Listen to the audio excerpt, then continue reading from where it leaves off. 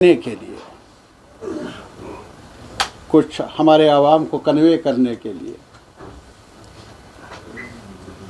अभी हाल ही में honourable prime minister यहाँ आए मुद्दत के बाद।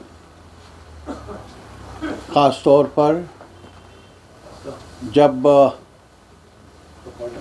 हमारी तारीख़ी रियासत जम्मू कश्मीर और लद्दाख एक हादसे से गुज़र रही और एक सेटबैक हमारी नज़र में लगा, अनप्रेसिडेंटेड, जिसकी मिसाल नहीं है हमारी तारीख़ में।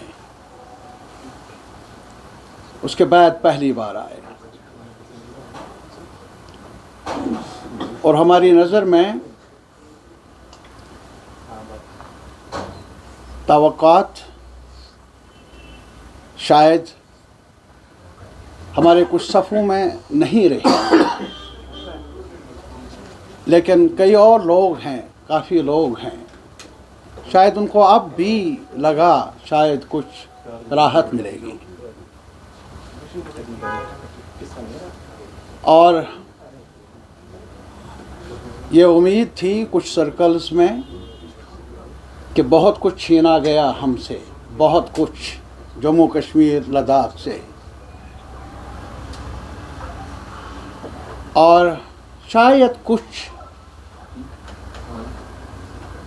राहत भी मिलेगी या कुछ लेकर आएंगे हमारे प्राइम मिनिस्टर। ऐसा हुआ नहीं। पुरानी बातों को दोहराया गया, बार बार जिनको दोहराया जाता रहा पिछले कई सालों से, वही लंतरानी थी। इजाफा कुछ नहीं था, इजाफा यही था, जश्न था।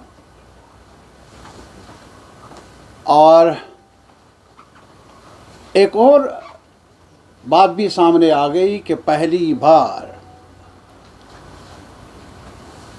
हमारा जो ढांचा सांचा है वो पहले भी मुतासिर हुआ करता आया है।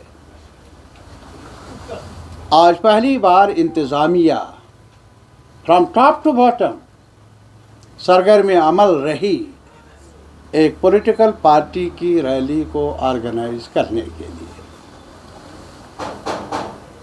अनप्रेसिडेंटेड। प्राइम मिनिस्टर किसी फंक्शन के लिए आते तो लाजिमी तौर पर एडमिनिस्ट्रेशन को सरगर्म अमल होना ही है, लेकिन अगर इलेक्टोरल सरगर्मी के लिए बीजेपी के कायद आए और फिर सारी एडमिनिस्ट्रेशन और कामों को मुअत्तल कर ले, बल्कि आम लोगों को कायल नहीं, मायल नहीं, बल्कि मजबूर भी करे 4 बजे से ही सड़कों पर हवा धवा होने के लिए, ताकि रैली में शमूलियत की जाए। प्राइम मिनिस्टर का इस्तकबाल होना चाहिए, मुझे उसमें दो राय नहीं। We all of us honor this post itself, no doubt about that. लेकिन एडमिनिस्ट्रेशन का भी अभी भी हमारे मुल्क में डेमोक्रेसी है, कहा जाता है, दोहराया जाता है, और अभी भी हमारे पास कॉन्स्टिट्यूशन ऑफ इंडिया मौजूद है। एडमिनिस्ट्रेशन की जिम्मेदारियां हैं। जलसों में आ जाए लोग, इस्तकबाल करने के लिए अपनी मर्जी से आ जाए, आना चाहिए, लेकिन दबाव का वही हथियार आजमाया जाए मुनासिब नहीं है। और मेरे ख्याल में ये प्राइम मिनिस्टर ऑफ इंडिया के शान जो शाया नहीं है, उनकी शान के मुताबिक नहीं है, वो काफ़ी ऊंचा मर्तबा रखते हैं। اور استقبال ہوتا، تعداد کم ہو لیکن اس میں لوگوں کی رضامندی ہو، اچھا تھا۔ بہرحال اس کے نتائج نکلیں گے آنے والے وقت میں۔ جب آپ ڈیموکریسی کی بات کرتے ہیں تو ڈیموکریسی میں ایڈمنسٹریشن از اے ویہیکل، ایک ویہیکل ہے گورنمنٹ کی پالیسیز کو امپلیمنٹ کرنے کے لیے۔ لوگوں اور سرکار کے بیچ میں ایک بفر ہے، ایک ایسی مشینری ہے جو ایک رشتہ ہے گورنمنٹ اور لوگوں کے بیچ میں۔ اگر یہ پارٹیزن بن جائے،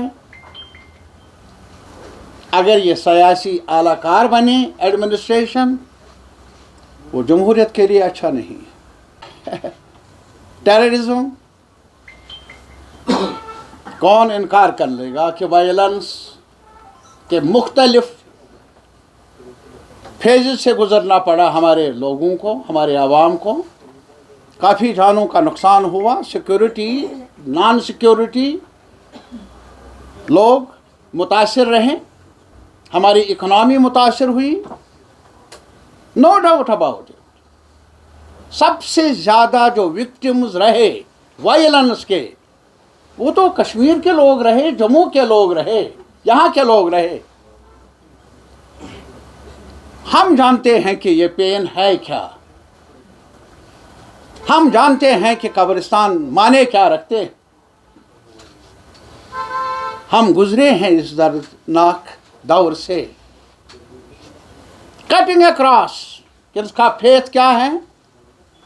ہمارے سوسائٹی کا ایک حصہ، ہماری سوسائٹی کا حصہ کشمیری پنڈت کو ڈر کے مارے یہاں سے جانا پڑا۔ آج بھی ہمیں دکھ ہے، ہمیں مینس کشمیر کی سوسائٹی کو رنج ہے، اور آج بھی ہم انتظار کر لیں گے کہ ان کو راحت ملے۔ اور آج بھی ہم امید کر رہے تھے کہ شاید پرائم منسٹر صاحب ان کی راحت کے لیے کوئی نئے پیکیج کا اعلان کر لے۔ دکھ ہوا ہے ان کو۔ اور اس کے علاوہ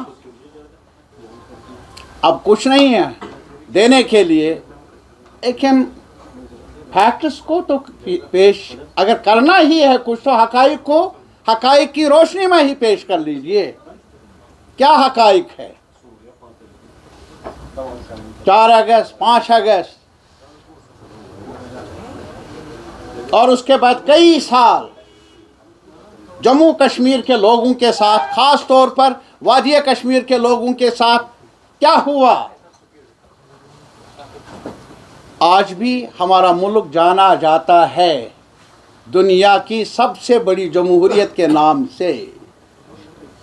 مجھے دکھ تو یہ ہے، ایک تو جموں کشمیر کے لوگوں کو جس تکلیف دہ صورتحال کا سامنا کرنا پڑا، دوسرا مجھے یہ بھی دکھ ہے کہ انٹرنیشنلی جو ہماری امیج بننی چاہیے تھی یا جو کچھ رہی تھی، اس کو بھی زخم پہنچا۔